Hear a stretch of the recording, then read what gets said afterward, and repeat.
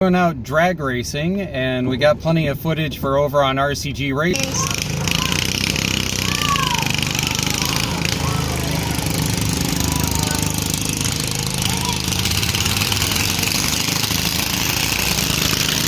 But while we were out drag racing, our friends Mark and Raymond went out to an equipment auction.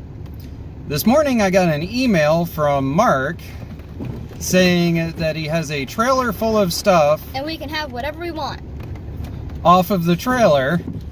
Boy, is that a loaded gun, especially if you guys have seen that trailer. It is huge. So he told us we had to film the reactions as we came in to see the trailers. So we're gonna flip it around. We're gonna let Jesse film, and we'll go see what's on the trailer. Recording. Alright, so here we are. Let's go see what kind of thing we got going on here. Well, I can see Raymond down there waiting for us. Oh! Holy cow. Yeah. Yeah. I think we should have brought a bigger trailer. I think that they need to keep that on their trailer and just take it over to the house. Well, John's all excited. Alright, John, go take a look. Alright. Mark is off camera. He's the ghost of YouTube. You guys have seen him float around in the past. He has challenged me to guess what he paid for everything at auction. Now, this has no motor, but he paid $35 for it. 30. He paid $30 for it, even better. That's the only one that I know from previous contact. We have a pull-in 17.5 horsepower, 42-inch deck. Does have the actual brakes in it. It runs. Raymond told me it runs. I'm gonna bet $40. 30. $30, says the ghost. That one there has a bagger with it. Complete bagger system, that green Craftsman. So the green Craftsman is an LT1000. The transmission is stuck in gear. Transmission stuck in gear. And has a bagger that goes with it. Original 17.5 horsepower. I'm gonna bet $50. 20. 20 bucks. You're not doing very good. Jiminy's. Alright. Now you see why I grabbed them? Alright, what do we got here? We got a Cub Cadet 1170. It is a 17.5 Briggs. Deck front is actually good, which is rare on these. Yep, deck front is still there. I'm gonna say 50 bucks. Bingo. 50 bucks, I got one. Yeah, There we go. one, huh? I finally know something. The other one has power but will not start. I think there's a safety. So we've got a... It doesn't, I don't know what. I'd say 2000 series, maybe. No, it's smaller than that. It's smaller than a 2000, but everything has been wiped out that marked it. Oh, no, it's still got the original 15 series on it. So this is a 1500 series, and It has power. it has the smaller 15 horsepower Kohler in it. Front of deck is blown out. And I can see a spindle is bad just from the way it's sitting. I'm gonna guess, people really like these, so I'm gonna guess higher at 60. 50 bucks, I was close. Okay guys, we're gonna stop making Jesse stay out in the rain in order to film this. And we'll review these later. That was awesome.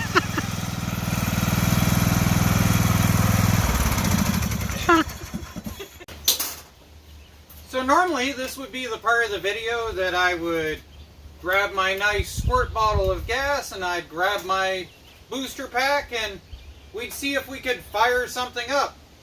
Except for with this particular one, it just kind of works.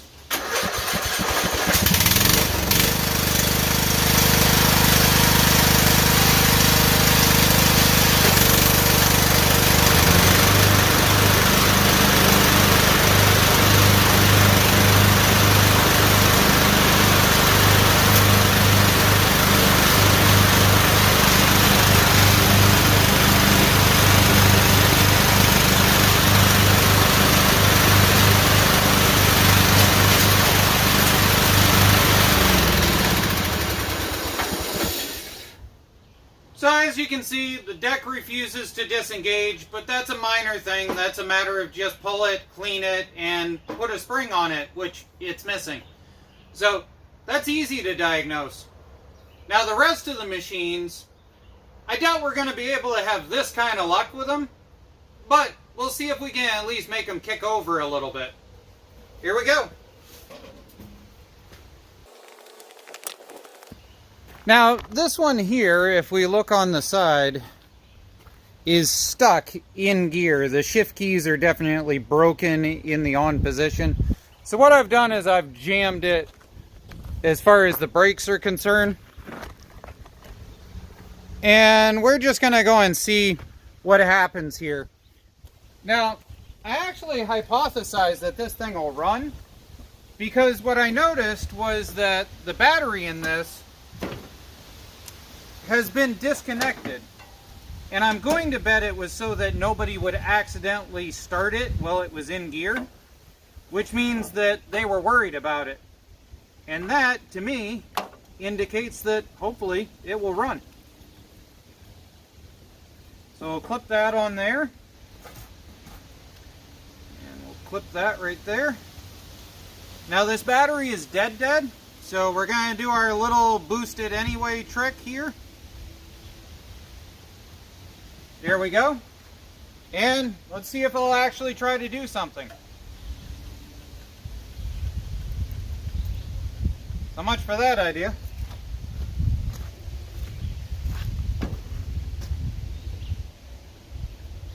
Alright, well, we'll leave the key in the on position, and we'll slam the starter and see if it does something.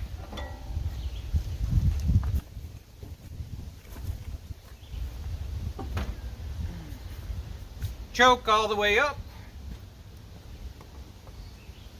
Some go-go juice. I think I probably gave it a little bit too much, but you know, it is what it is. So we're going to disconnect the wiring harness, because right now if there's a safety that's gone wonky, we can just plug it back in, and then if it doesn't kill it, we turn the key off and that'll kill it. So we're going to hook this up. And let's see, we gotta find something to connect to. There's a nice big engine mounting bolt right there. There we go. And as we saw with the other overly brilliant booster pack, this thing does not want to play as far as direct connections. So we're gonna put it in override.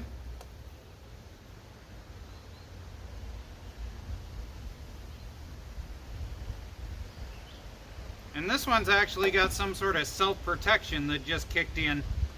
We're going to unplug it, plug it back in, and see if we can get it to do the override now. There it goes. Alright, let's give it hell.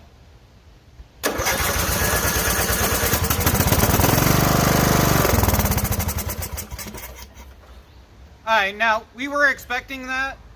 The real reality is it's still got the kill solenoid in it, so we'll kick it once more just for the giggles of it. Yeah, it's got gas in it, and the gas actually smells good. So if it was going to fire on gas, it probably would, but the kill solenoid's not going to trigger where we've got this in the off position.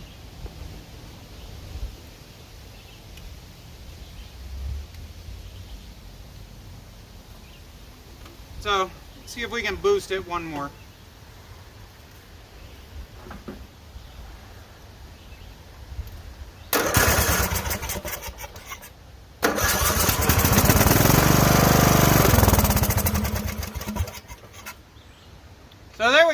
that one should come to life. Shouldn't be any reason for it not to.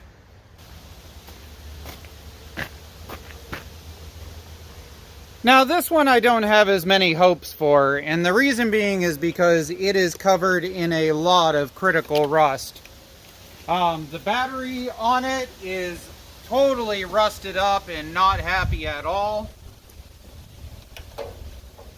Turn the key off out of habit. And so we're gonna go and try and force the boost on this. The other thing about this one is that the filter looks as if it was recently replaced. So it makes me worried that it was at an auction after having a filter that was recently replaced. People don't usually do maintenance and then put something up for auction. So we'll see if this will kick over. And it didn't, so that battery is toaster strudels. Oh wait, no, it did kick it over. So that battery's actually got some voltage in it. So, alright, we'll hit the brake and we'll see if it'll actually turn anything. Obviously, this thing has deck issues. This is the deck belt, or at least I'm assuming it's a deck belt. Yes, that's the deck belt. So, we'll hold the brake down on this in order to shut the safety off. And I don't think, is that fuse blown? Can't tell. Well, we'll just see if it'll crank. Alright, PTO is in. Choke is all the way out. Throttle is all the way up. And no love.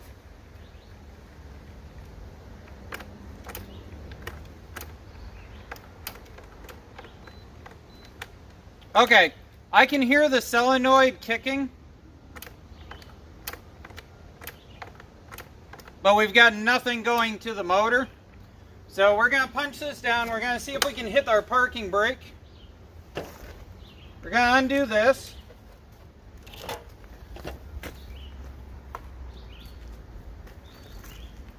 Give it a bottle, baby. That's probably too much.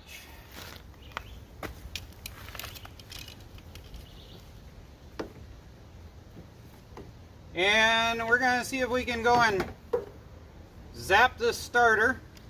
Now this is the series of Kohler that has the pumps on the side. These things love to fail and do some really stupid things. I did an electric conversion on these a few years ago. You're welcome to go and look up if you'd like. So, let's see. Let's undo that. Plug that back in.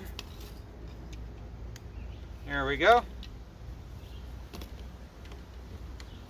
Alright. And find something we can smack it on here.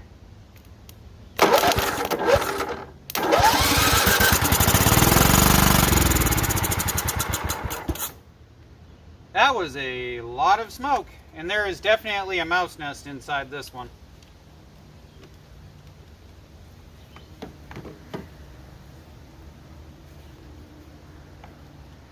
Okay, on position, parking brake.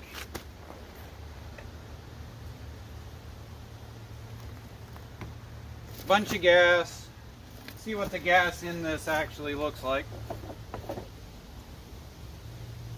And I can't smell any gas in it. We might give it some.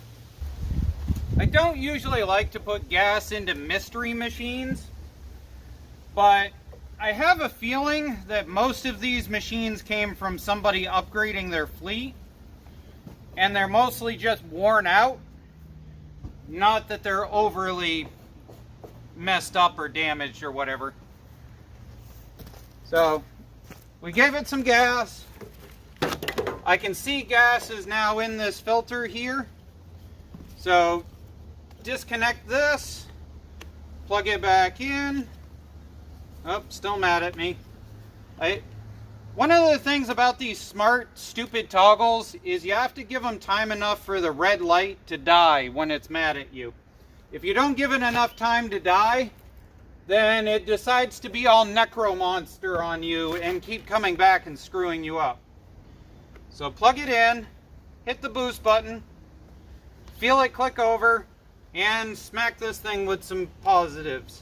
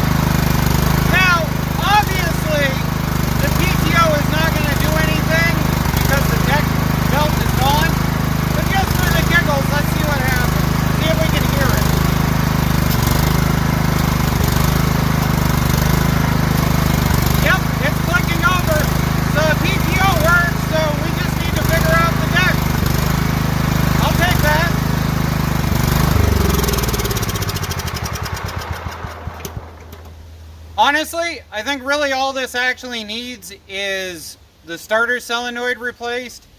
And if this is where I think it is on this model, it's not a fun thing to do, and it probably was just somebody's last straw in dealing with this thing. What I meant by probably somebody's last straw is that that thing hidden up in underneath there with the two silvery bolts right there, that is your starter solenoid. And usually what I do when I replace those is, I'm not gonna lie, I think that is dumb.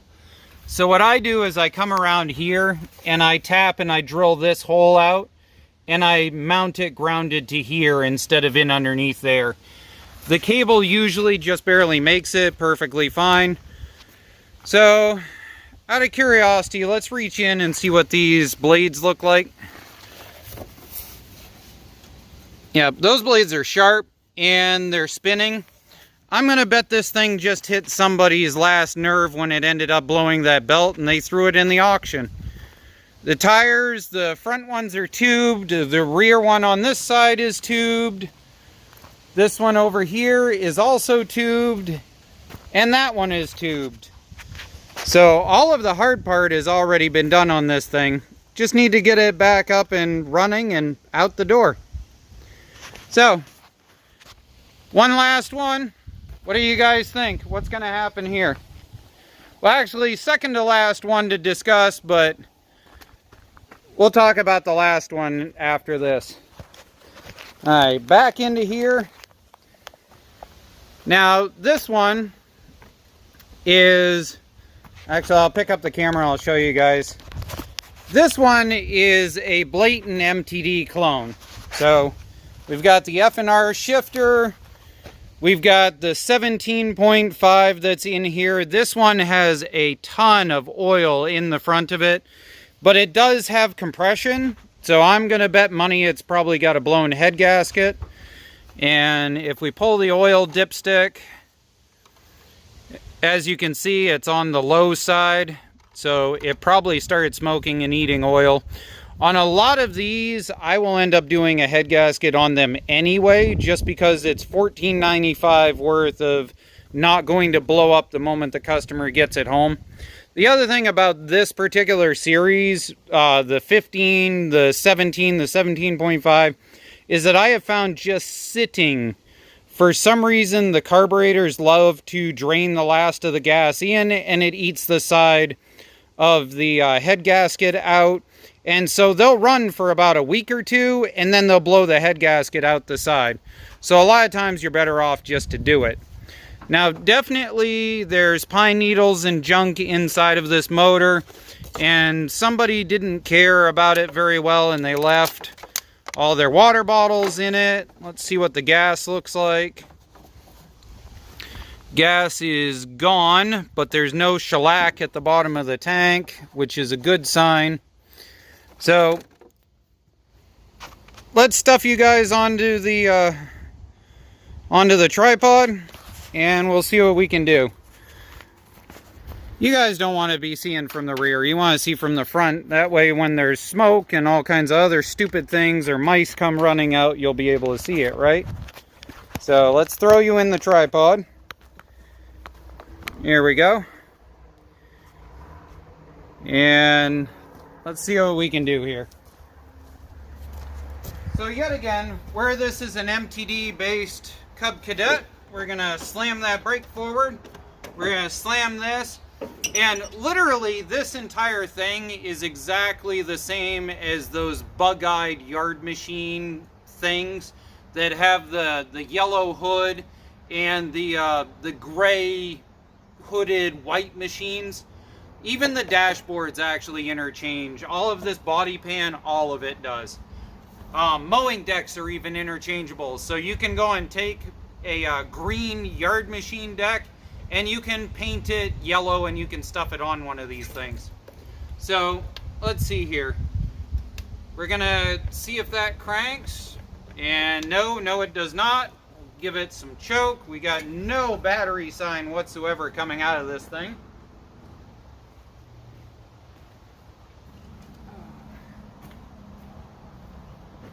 So, one of the other things about these is they overcomplicated the system, and if the on-dash little controller thing decides to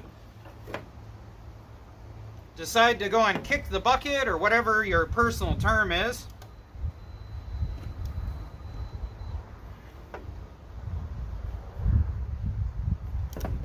then it will refuse to actually engage the starter solenoid, and I get no dashboard whatsoever on this, which is not a good sign.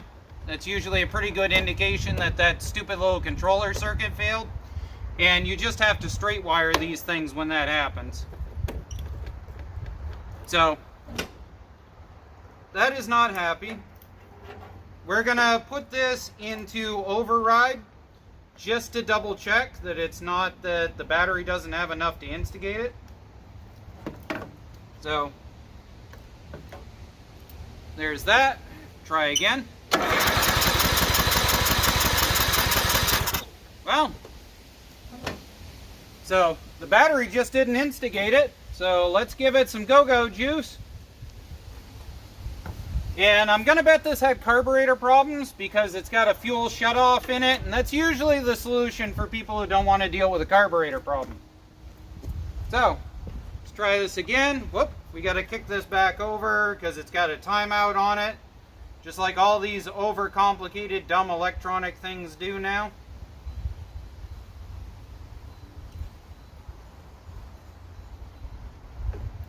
Okay, disconnect, reconnect, plug in, set to boost. Okay, electronic, overcomplicated, stupid. 128 hours if you believe the counter.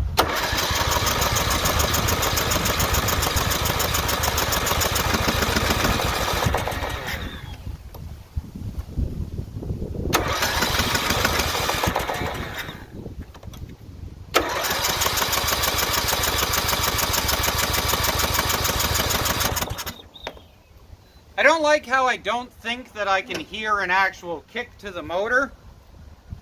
So we're gonna see if we can find the wiring harness and disconnect the wiring harness.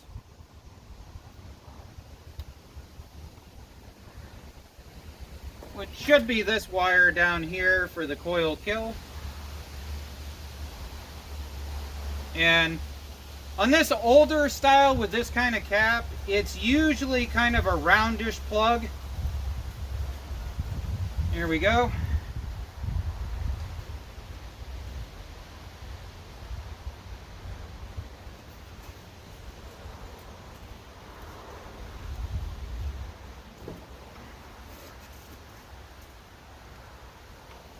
But just in case, we're going to disconnect everything. Alright, so we grabbed our Fly Link Tech which is nowhere near as strong, but you can buy the aftermarket plugs that have a lot less care in the world, which makes it easier when you're doing this kind of stuff. The problem with these plugs is that they're one-sided, unlike good plugs, so you have to make sure that you got the side that actually has connection on there, and then we should be good to go. We'll give it some more Bottle Baby. Oh, scratch that. That whole thing is filled with Bottle Baby. I can see it floating gas in there, so we don't need no more.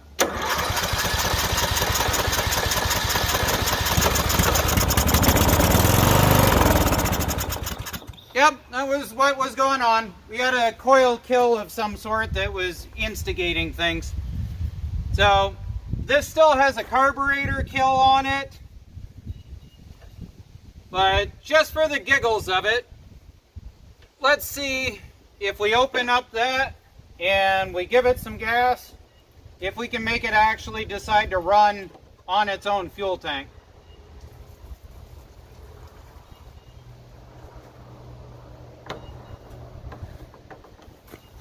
Now, for those of you that are new to the channel, I almost always use a container of some sort like this. And the reason being is because I can throw some gas in, I can test it, and then if it doesn't work and stuff like that, I simply undo it at the carburetor and pour it all back into my testing bottle, and I don't have to worry about spillage because whatever came out of it obviously fits back in it. So, we'll give it some choke. We'll see if we can get it to run on its own gas tank.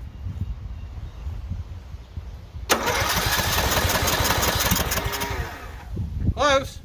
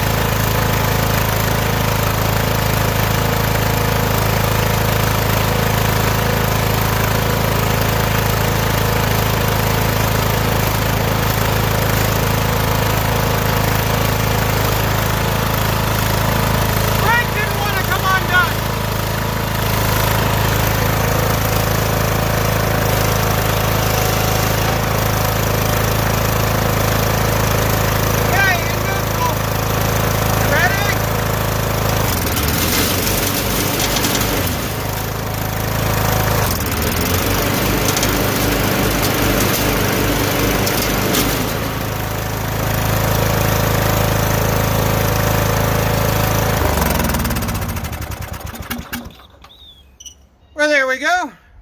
I think that one we can definitely get ready to sell at some point. Probably going to end up needing at least one rear tire. This one here has, it likes to go and share its oxygen with the rest of the world. It's a little hippie for my taste.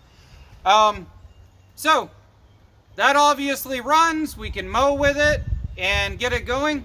So we're going to have to swap a tire here. These transmissions are notorious for binding up rims and stuff like that when you take them apart. So what I probably will do is I probably will decide to put a tube in this while it's actually on the machine, because there's enough of that sidewall to hold together for a tube. But if I try to take this off of here, it's liable to turn into hell. I will attempt to remove it, but if both do not come off, it's not worth doing, because you need to put a matching pair back on. Now, let's go talk about why you really ended up clicking on this video. You want to see the really big thing that was in the middle of that trailer, don't you? And just wanted to go and give you a showing how we managed to get this thing off. So we got multiple sets of ramps here to skid it down on. We winched it out of there, winched it sideways, brought it back around, and we got the cable connections, ghettoed to the box over here, brought back around all the way to this winch on that strap, all the way to there. It's a heavy thing. A bit after this, I sat down with management to talk about how to fire this thing up. But I think their idea was a little bit different than yours and mine. Let's talk about what this is. So, this is a 60-inch laser series. As you can see, it's an EX laser liquid-cooled series with the Ultra 60. Now, this was, believe it or not, the baby of the series. This is actually the smallest deck it was made with, and this had the smallest engine this series was made with. Now, the problem is that, obviously, it has no motor. As the Furbies are aptly demonstrating, the motor probably ended up fried, or it got pulled in order to put on something else. And the reason why I'm betting that is because there are certain things that were for that motor that are still sitting there in that engine bay that either you would have to have an exact perfect machine to swap it to, or they pulled it out and found out the motor was junk and a waste of time. But on the other hand, this tire here is locked up utterly, totally solid. No ifs, ands, or buts. So the pump for this, or rather the motor, the hydro motor for this, is about $450. A motor that goes in this, that is the actual liquid cool motor that goes in it, is roughly about like $1,500 to $2,000. Now, there were some of these that were made with just air cool setups, but after doing some research, I found out that the reason why they switched to liquid cool was because the air ones were just plain overheating and blowing themselves up. Now, whatever motor was in this, it worked its life off without question. I will post up what the hour meter says, and if the hour meter is anywhere near true, at 3,000 hours of operation, I would say that that motor probably did its job for quite a while. Now, the battery is totally dead, so we really can't kick over anything as far as the electronics, not that there really is anything to kick over.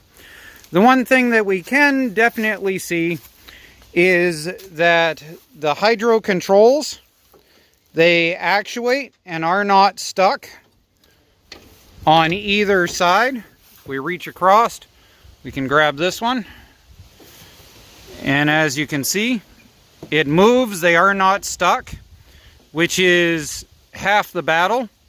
Because if we lift this up, each one of these controllers, there are rebuild kits for them. They're about $45 a piece for the rebuild for all the seals and stuff. But the problem is, if the pump itself is fried, those are around $600 to $1,000 each side. So on this side here, either something is wrong inside of this pump, and the pressure release for this pump is this right here, and that has been tried and it does not move.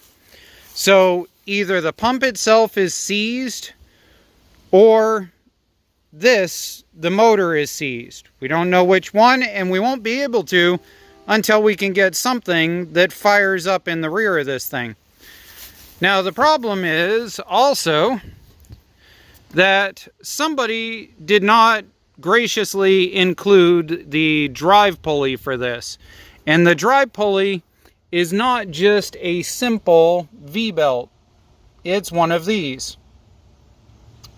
Now, the pump on both sides, those are removable in theory.